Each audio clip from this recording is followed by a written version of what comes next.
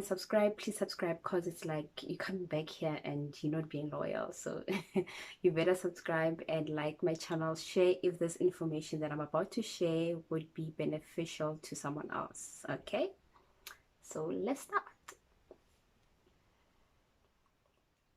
So guys, if you've been following me throughout this pregnancy, you know by now that I was with the birthing team. I was on their program during my pregnancy and after my pregnancy. So I bumped into the birthing team, or about the birthing team, on Facebook. So it was one of those sponsored ads. So I checked it out. It was around December 2019. I checked it out and I found out that they actually offer services to people who do not have medical aids. Yeah? And this was a private clinic that was formed by a group of doctors and working side by side with midwives. So this was mainly made for people without medical aids, because I did my research and I found out that only hospitalization at a private hospital would cost me 30,000, and that excludes medicine, food, and other things. And also I'll have to pay my doctor separately, you know, so that was gonna be a lot for me, since like I couldn't afford that.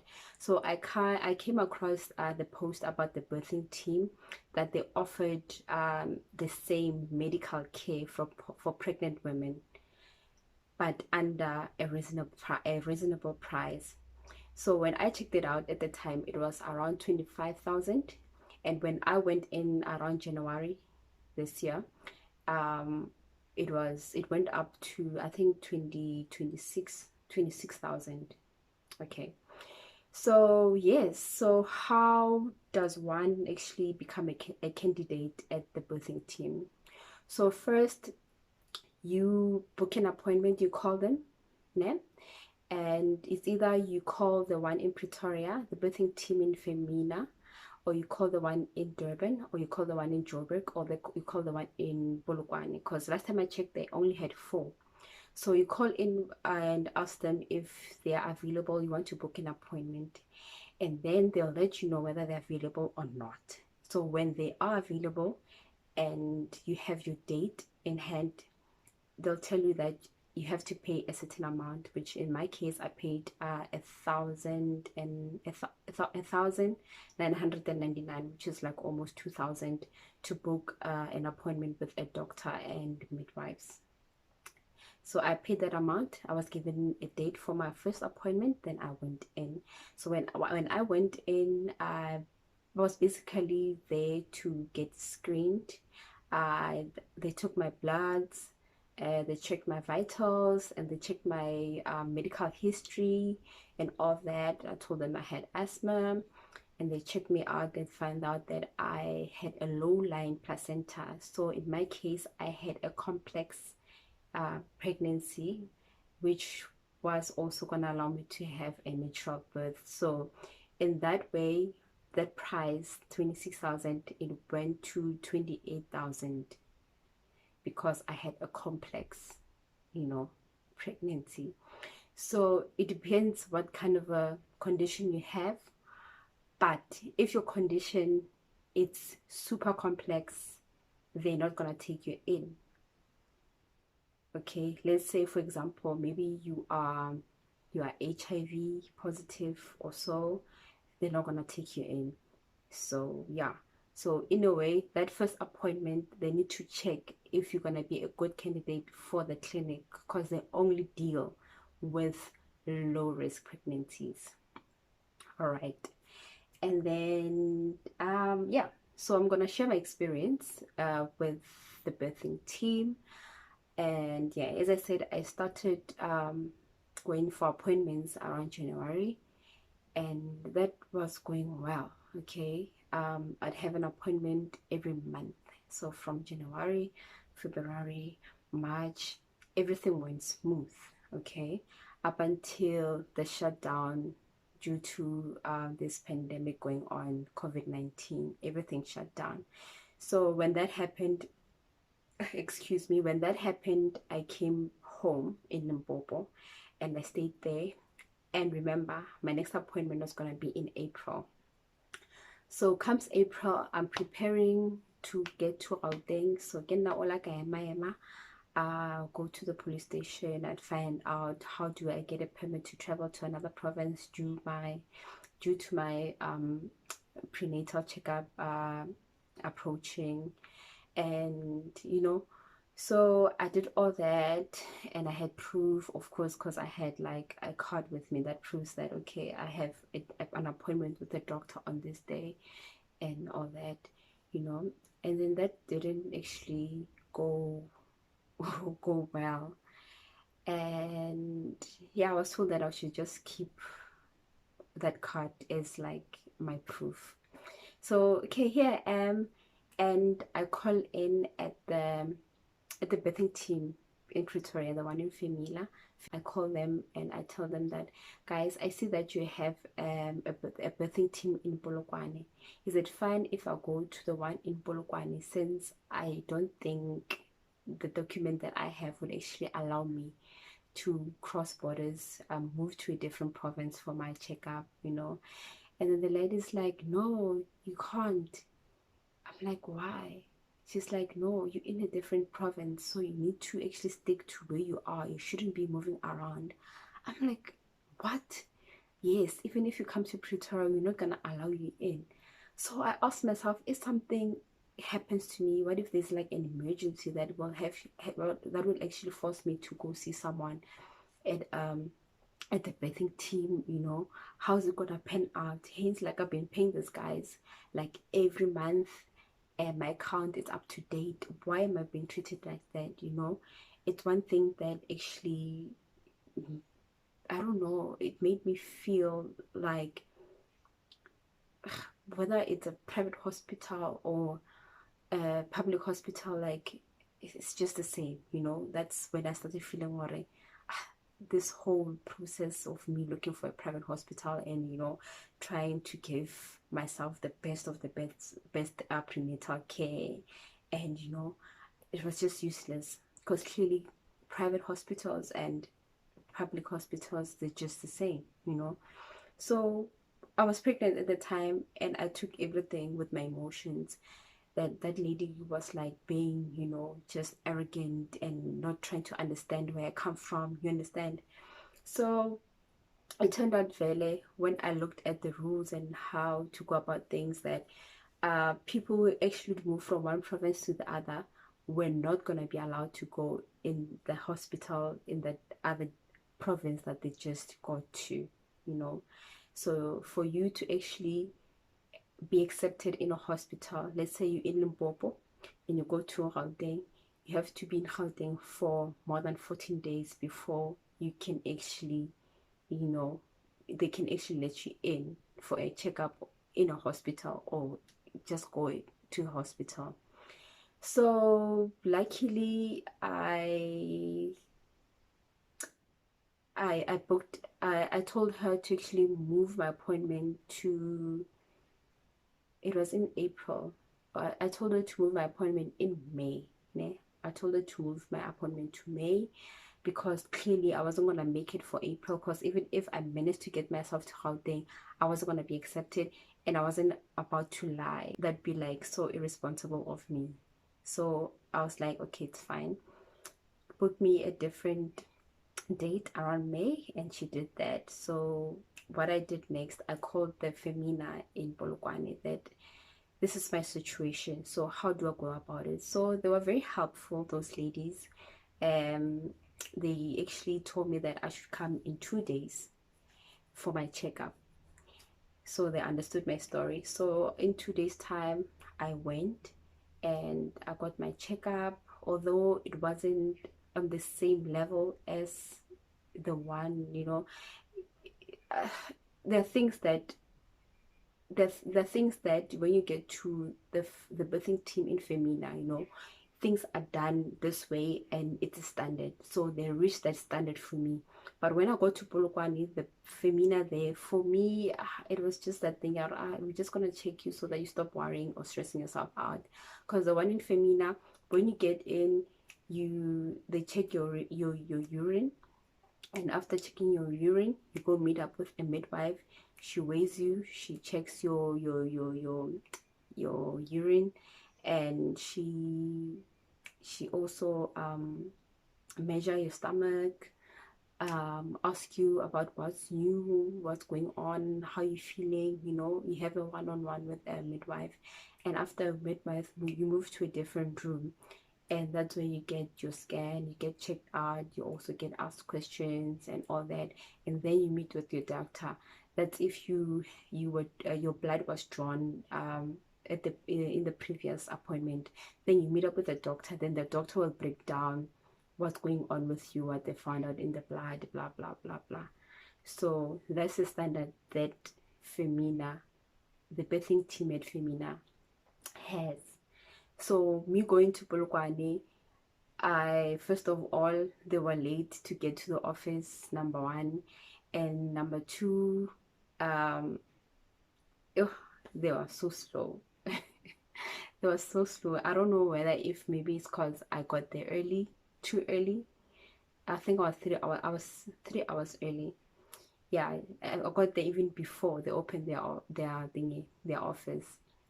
So yeah, they were slow, and the doctor was rude. The doctor who checked me out was so rude. Um, She'd actually be like, okay, you tell her, you know, like, I was worried that I wouldn't get this checkup this month. I'm not like not knowing that how my baby's doing, like it's stressing me out, or it was gonna stress me out. She'd be like, no, don't worry. I'm like, no, I have to worry. I have a low-lying placenta, so I have to know, you know, is it moving? Is it getting better? Or should I just make sure that I'm in Gauteng so that I know that, you know, if anything happens, I know where to rush to. It's like, no, don't worry.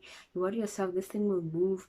You're not the first one to actually get no-lying placenta, you know, kind of stuff like that. Then the next thing, she's like, so where do you work? So that question, it came out in the way out, okay, now I need to weigh how smart or how, you know, how I should like treat you, you know, that kind of tone that you'd ask a person. So America guy. So that's one thing that also like turned me off there. But I can't say all the midwives, all the doctors are like that. It's just like that one rotten potato that that will actually change the whole experience you have with an organization. So yeah, so that happened. Then I got scanned and everything looked well, and I came back home.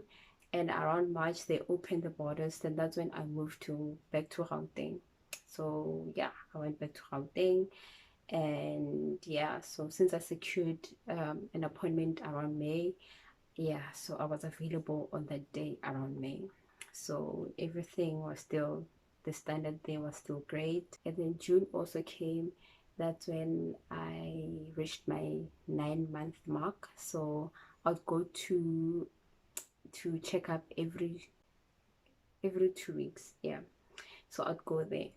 So after that, I expected that, you know, things like, you know, like when you're paying for a service, you expect people to be, or the people you're paying the service to should actually be um upfront with information and like keeping patients updated.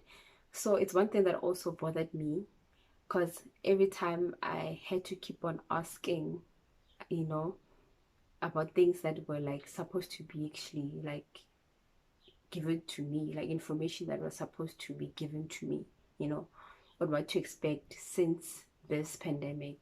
Because I was expecting to attend or have prenatal classes, and I was expecting to have minor things like a list, like what to eat, what not to do, because it was some of the things that were written there when I signed the contract.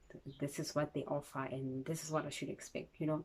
So yeah, so the prenatal classes, like, they did not happen because of the COVID-19, but I had to find that out for myself because I kept asking and emailing them.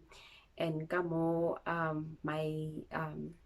my statements were delaying, like a month or 2 months late. I'd call in almost every week to ask for installments so that I can see how far am I with my payments and how much am I left with, so that I can settle what I need to settle as soon as possible, because my due date was already coming. So yeah, so they kept sending me statements from like right at the beginning, January, March. Yeah, that was also one thing that was depressing, because I remembered my last appointment I went and I told that lady, guys, I've been calling in every week asking for an updated statement, and you keep sending me statements from January until March. I mean, like, it's already June and I'm due early July, so what's going on? They're like, no, our lady, she's not around, there's so much work to do. I'm like, but I'm paying for this service, come on. And if anything should happen to me now, you're not gonna take me in, because you'll be telling me that I haven't paid the full amount and blah blah blah blah, as per agreement on the contract.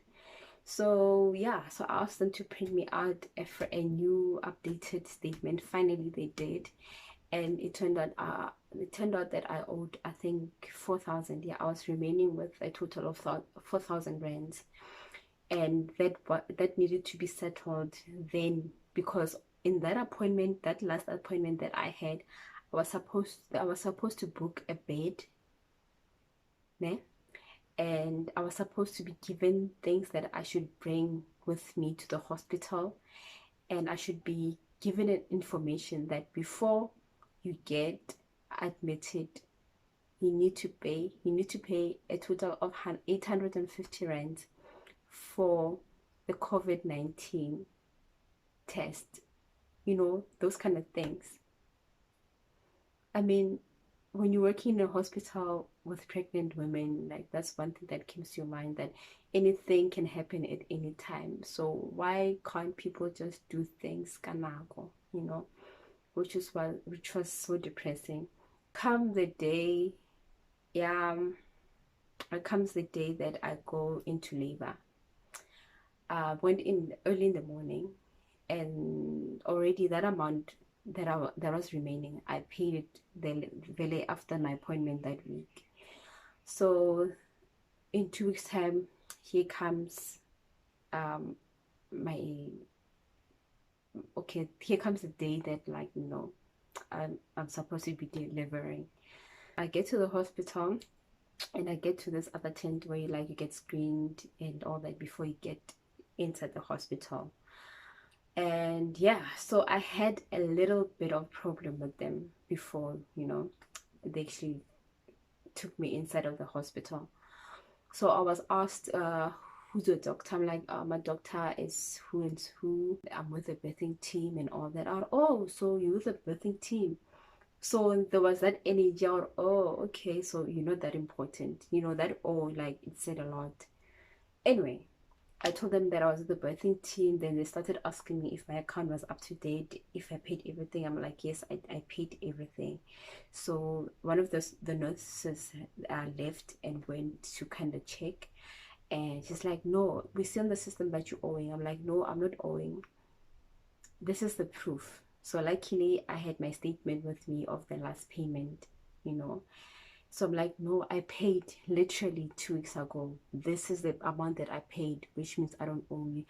So that nurse goes on and on and on, how people would actually, like, come in and give birth, knowing that their account is not up to date, and after they give birth and get discharged, they'll vanish.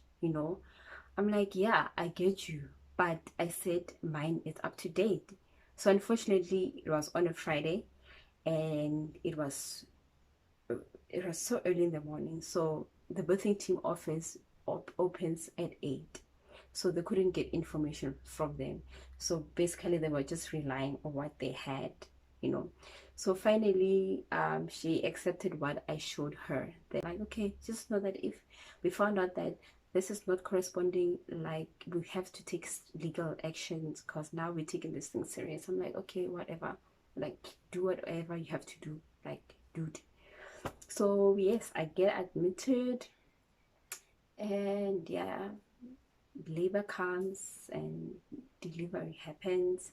And that moment, during my labor and delivery, everything kind of went smooth because like I had the best midwife. Hello, and I forgot her name. She was so sweet. And yeah, one of the doctors which was there, and yeah, everything went smooth. So after leaving the labor room, I went to labor ward. Yes, so I got there, my own bed, own room, fine, everything was perfect. And they took my order, breakfast and lunch. Yeah, they took my order, and also that went smooth. And I remember that I started being in pain. I gave birth at 2 p.m. Yeah, at 2 p.m. and I started being in pain around 9. Yes. But I'll beep the nurses, and like they'll take a while to show up, and they'll be like, yeah, so what do you want? They'll stand there by the door because of the COVID-19 protocol. Like they need to actually put their protective attire on before entering the room. So they put that on and they'd come in. So firstly, but they'll wait at the door and be like, yes, I'll be like, I'm in pain, I need painkillers. Okay, switch off that bell. Yo, that was so irritating because that time you're in pain. I mean, your vagina is like voo, voo, voo. And they're asking you to get up and switch off a bell. Like, really? So it was one of the things that actually like turned me off also, like flip, you know. Or maybe if I had, someone with me, my personal assistant, like my mother or one of my sisters, I think some of the things they would have turned out a little bit better. That time was on weekend. I went in labor on Friday, so Saturday came. I woke, I had my breakfast, I had my lunch. I started being in pain. Then I called one of the nurses, and they come. They're like, "How? You still here?" I'm like, "What do you mean I'm still here? Are you when the birthing team are patients, they don't stay here more than 12 hours." I'm like, "Oh, is it? Okay. So what am I supposed to do now? Just leave?" You know, that's so blunt. And then it's like, "Yeah, okay, what can I help with?" I tell her that I need painkillers. "Yeah, like we have to go." I'm like,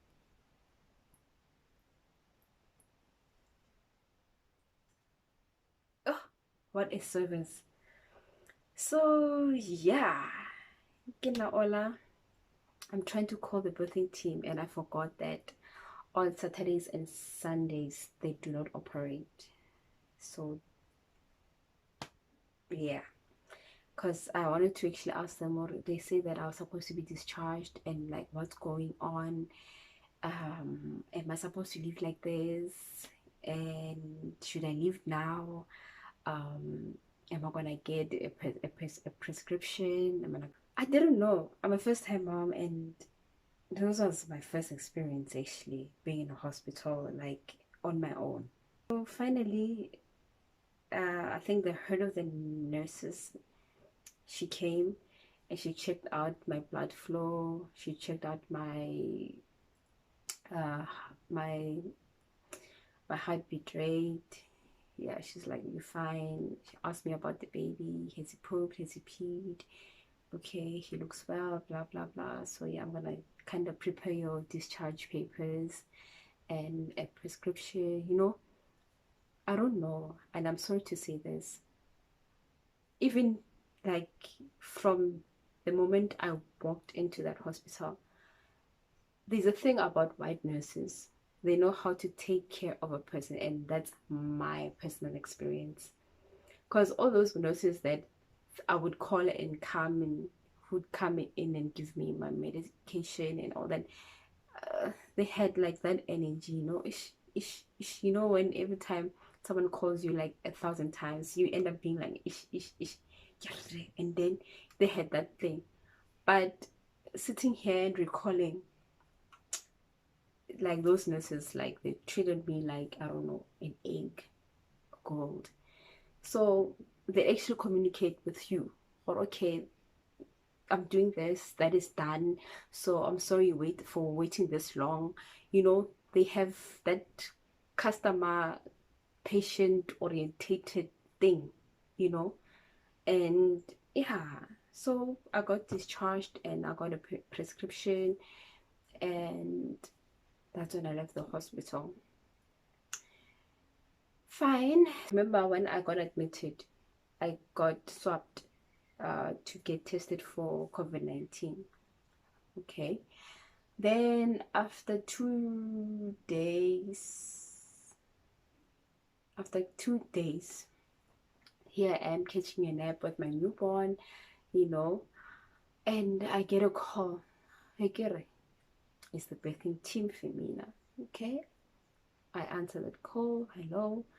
And the receptionist lady, she's like, hi, Jeanette, is that you? Yes, it's me. That time I'm just like, I've just woken up, you know, I haven't actually gathered my senses. She's like, yeah, so we got your COVID-19 results. You are positive, just like that. I'm like, what? Yes, we got your results just now, so you are positive. Oh, then I started crying right there and then. I don't know whether if like it's how she said it. I don't know. I think she would have done like, you know, a better job on telling me, you know, because just woken up and I was in shock being told that I'm positive for COVID-19. 3 days time, she calls back to check how am I doing, and that I need to bring Lewatli for his checkup. I think 3 days after you give birth, like you need to bring the baby for checkup. So with me, they delayed because I was still going through this COVID-19 emotions and all that. So they called me and they're like, no, we need to set you up for an appointment tomorrow. You need to come in. If you can, like send someone, or you know, your mother, your sister, or someone can bring in the child, because you won't be allowed into the hospital, because if you bring the baby by yourself, you will have to take the baby outside in your car. So it's like, yo. Then I told my mom. So luckily, both my mom and dad were available. So yeah, they took the baby up for checkup. They checked him. Everything was good and all that. And one thing that I liked about that is that even if I wasn't with my child while being checked, you know, they called me to actually brief me, or hey, okay, this is what's up, your baby's doing well, blah blah. But still, you know, they kept me in the loop, or don't worry, everything is fine. Like they updated me. And yeah, and then yeah, they told me, oh, I remember that he had jaundice.